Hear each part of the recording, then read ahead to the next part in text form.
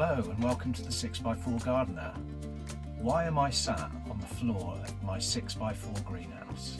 So the aim of my channel is to show you that you can do an awful lot in a small greenhouse.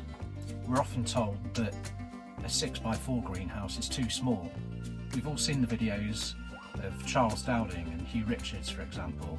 I'm great fans of both of theirs, I watch their content all the time, but there's a fundamental difference between them and me, and that's just the amount of space that I actually have available to me.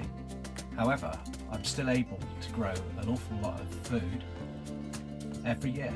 So this channel's aim is to just show you how you can get more out of a small space.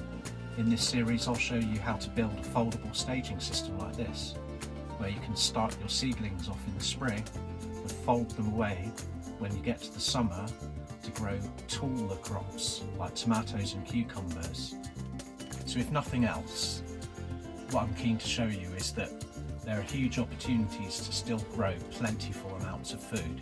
So I really hope you enjoy the channel. I hope that I can show you that you can do an awful lot in a very small space, and you'll have plenty of crops to harvest throughout the season.